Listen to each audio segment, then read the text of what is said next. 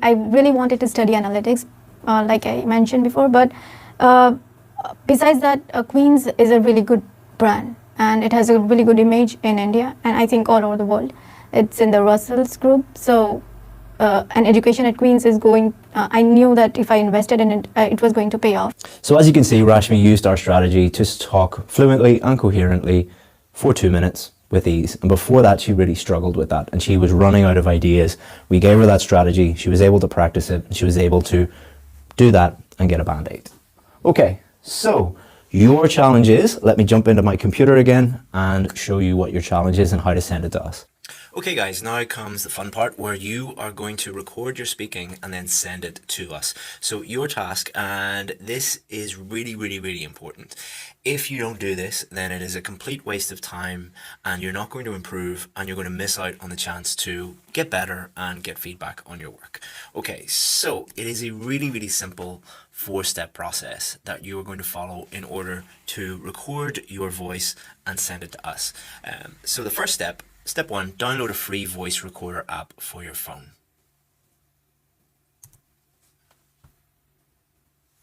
So if you are an Apple person, if you have an Apple phone, go to the App Store. If you have an Android phone, go to the Google Play Store. And in both of those stores, you're going to find hundreds and hundreds of free voice recorder apps that just make it really simple for you to hit a button and it automatically records your voice. Don't ask me which one to choose. There are too many to choose from. Just pick the one that you want to choose. It's not that difficult.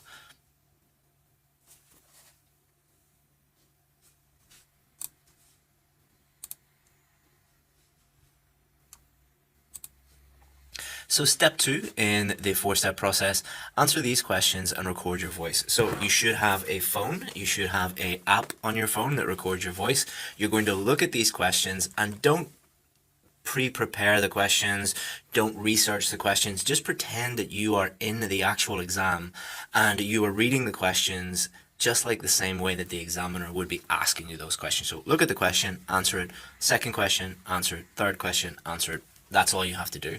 Okay, so this is part 2. So what you should do is look at this, plan out your answer for 1 minute, and then speak into your phone, record your voice for up to 2 minutes. All right, so it might be a good idea to get like a stopwatch on your phone or use your watch to, give you a guide on how long you're speaking for. You don't have to speak for exactly 2 minutes, but just try and speak for around 2 minutes and then stop yourself because you were looking at the phone. In the real exam, the examiner will be stopping you, but try and replicate the exam as much as possible. Okay, so look at this, prepare for 1 minute, speak up for up to 2 minutes. Step 3, send it to us via email. So this is super simple to do. You can do this on your phone or you can do this on your desktop. So you will have my email address because I will have emailed you multiple times. So all you have to do is this. So imagine you are on Gmail, you could be on Yahoo, Hotmail, whatever. Just click the email that I sent you, click reply, and then attach the audio file to your email and just hit send. If you have any problems whatsoever, then my email address is chris@ieltsadvantage.com. All right, this is my email address, chris@ieltsadvantage.com, but you will have received it many times before. Next is this. Okay, so now that you have sent us your recording, what I want you to do is just wait, have a look at your email inbox, and we will send you your feedback video right to your inbox. And then it's really important that you look at this feedback that we send to you so that you can really learn what to do and really improve. Welcome to lesson 3. So as you know, this course is part of a 3-part project. So if you have not watched video 1 or video 2, just go back and watch them and complete the challenges before we do this one. Okay, so let's have a look at what we're going to do today. So here's the agenda. We're going to look at the difference between the question types because it's really important that you understand the type of questions that you're going to be asked in part 3 and the differences between part 1, part 2 and part 3, but especially part 1 and part 3 because they're very different questions, and if you're answering them in the same way, you're going to be in trouble. common problems, as always, so we can avoid them, some solutions for these common problems so we can help avoid them on test day, and then I'm going to give you 2 different strategies that you can use to answer and practice, most importantly practice question or part 3 questions. And then we're going to give you a couple of demos. I'm going to demonstrate how I would answer some of these questions. We'll get a student to demonstrate this for you, and then we'll give you your final challenge. Okay, so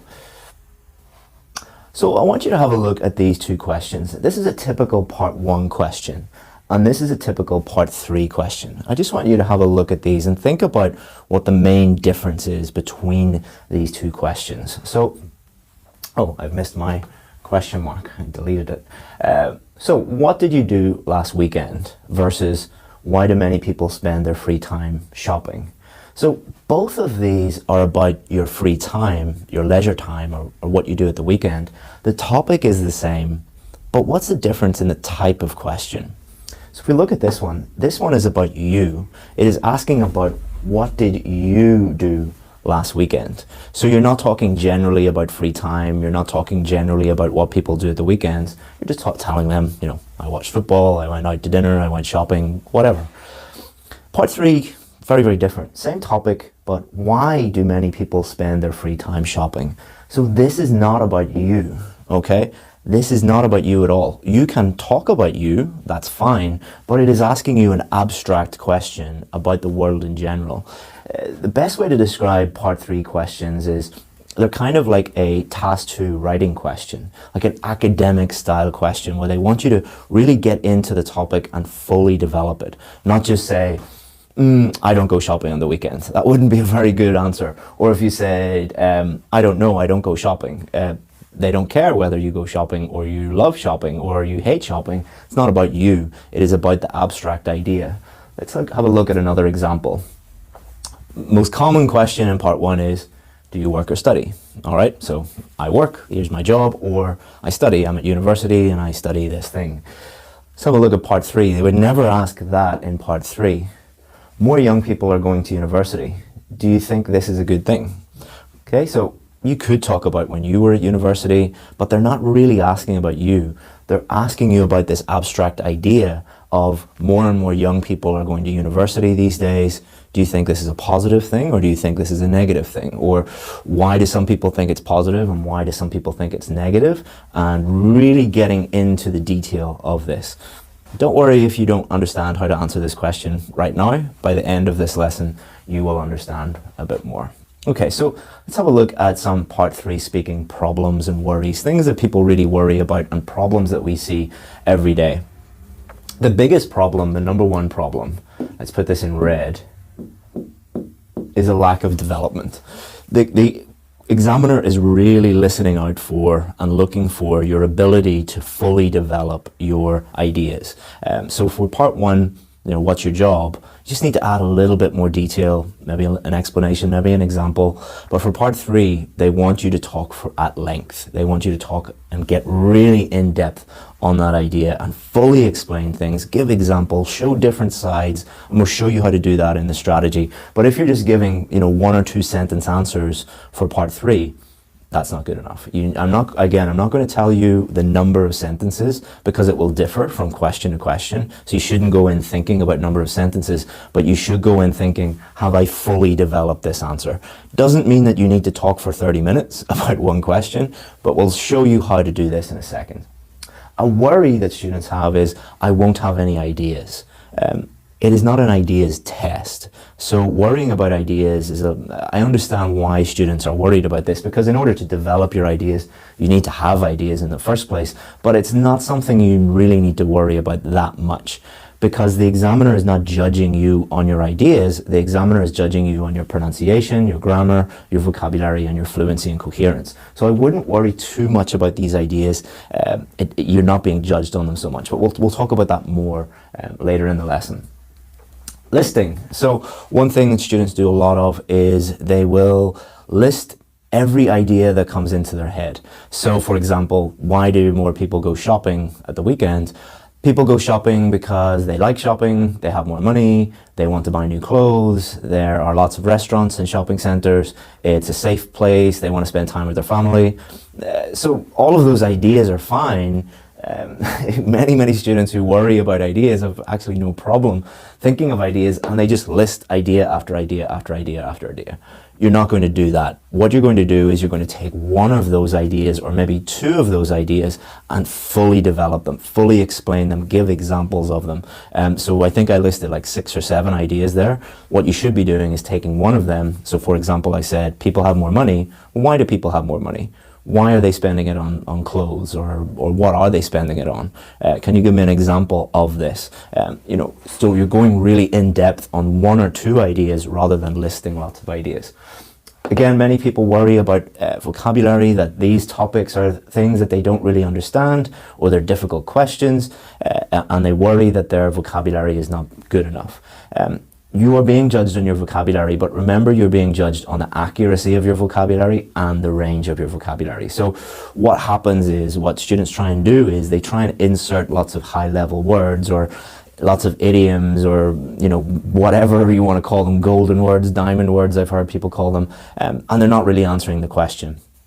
If you just try and answer the question and fully develop it and use the vocabulary that you have, you will naturally use a wide range of vocabulary, and then you will avoid mistakes because you're using vocabulary that you're comfortable using. But if you try and push yourself too much, then you're going to get in trouble because you're going to make lots of mistakes. Your fluency is going to suffer because you are having to think about the vocabulary very hard. So what my suggestion would be for vocabulary, use the vocabulary that you have. Before the test, try and improve it every single day. But during the test, just use the vocabulary that you have. You've no other choice. The other choice is try and use vocabulary you don't know how to use, and then you're going to make lots of mistakes. This is another common thing where we see in part 3 is people just not attempting the answer at all, or saying I don't know, or saying that's an interesting question and then not saying anything, or I've never thought about that before, and then saying nothing. The questions will get more difficult and more difficult and more difficult because the examiner is testing you, is trying to stretch your linguistic ability. If you get difficult questions, that means that the examiner thinks that you're good. If you don't get any difficult questions in part 3, they don't think you're good. There's no point in trying to test you too much.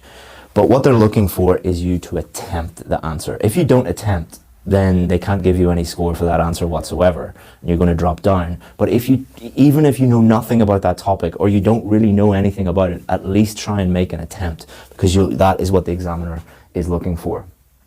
And if you are overthinking your ideas, and you're trying to think of really impressive ideas, and you're trying to think of really impressive vocabulary, and you're thinking about it too much, overthinking is going to cause fluency problems. As people see these questions, they're like, oh, I've never thought about that before.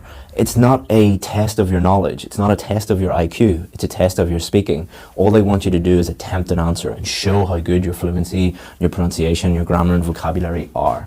And people worry again about not enough knowledge. It's not a knowledge test. It is a speaking test. So always remember that. So let's look at just some solutions. Purpose. What is the purpose of the speaking test? Is it to show off your ideas? No. Is it to show off how much grammar and vocabulary you've memorized? No. It is a speaking test. Can you clearly communicate with someone in an English-speaking country, or non-English speaking country if they are an English speaker? They are testing the purpose, which is a speaking test. So don't worry too much about ideas. Don't worry too much about trying to use fancy vocabulary and grammar. Just focus on speaking, all right? Don't overthink it. Just focus on clearly communicating naturally with the examiner. And you can practice doing that. It is about practice. Once you start to get in the habit of practicing this, the way that we're showing it to you, it becomes very, very natural. Solution number 2, it is a discussion, I can't speak, I'm teaching speaking, it is a discussion of ideas, all right? It's not about you, it is a discussion of ideas. In the same way, kind of like an essay response, like an academic task 2 essay response. If you're watching this video, you know what academic writing task 2 is, and how you kind of structure an answer and how you would put an answer on paper.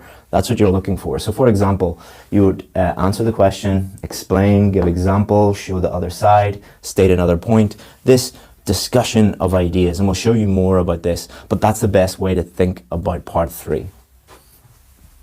And solution number 3, accept that it will get harder. Attempt an answer, and you're not being judged on one question. It is going to get harder and harder and harder and harder. And if it does, you should think, yes, this is great, because the examiner has a range of questions for part 3, easy ones, middle ones, and hard ones. If they think that you're good, they will ask you more and more difficult questions. So if you get a difficult question, you say yes and attempt the answer at least, even if you have no idea. So if you have no idea, say, I really have never thought about that, I have no idea, but if I had to give an answer, this is what I would say, and just attempt an answer. And you're not, if you get one question that you really, really struggle with, remember you are being judged on the totality, all of your answers, not one answer. It's not like you're band 7, band 7, band 7, band 7, and then you get a difficult question and you drop down to a 5. That's not how it works. Attempt the answer, try your best, leave it and move on to the next one. And don't get really stressed out, because often people get a question they don't understand, and then they'll get a little bit stressed out, and then it'll affect their fluency, their grammar and vocabulary. Just do your best. That's all you can do. Okay, so strategy 1. Very, very simply, answer the question, explain, and then give an example. Okay, so remember we showed you these questions here. So question here was, why do many people spend their free time shopping? Okay, so answer the question, think of an idea, explain that, and give an example. So many people like to spend time shopping, especially on the weekend, because there's not only shops in many shopping centers, there's a variety of things such as cinemas and restaurants.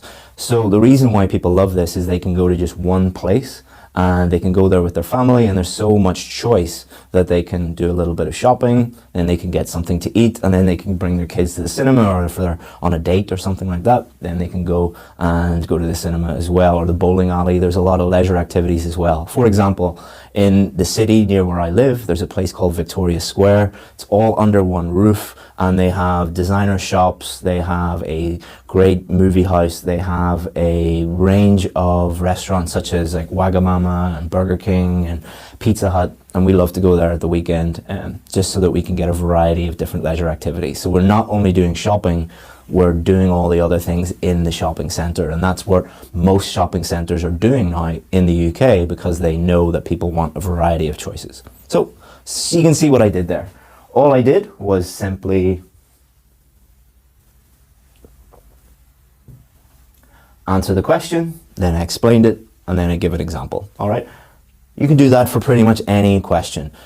Don't go into the test though and think very rigidly, like I'm going to answer every single question in this way, but it's a good way to think and a good way to practice your questions. But allow yourself that flexibility.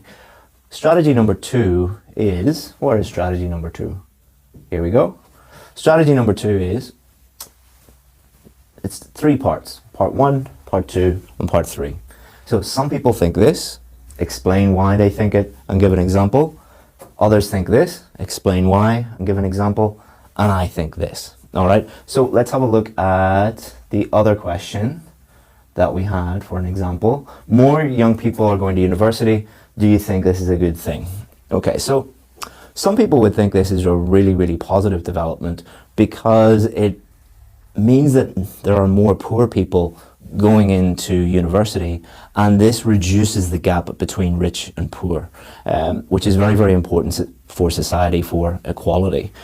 For example, in the UK in the last 20 years, they have really pushed free university places for poorer students, and now more than 50% of students go to university. However, many people think that this is not a good thing, that this is actually a negative development, because there are lots of young people who are not suited to academics. They are not academically inclined. They would be better getting a job in the trades. So for example, many people who want to become carpenters or mechanics or even software engineers, for example, who don't need to go to university, they can learn that in an apprenticeship, and they'd be much happier doing that. And if they are forced to go to university, it is a huge waste of money.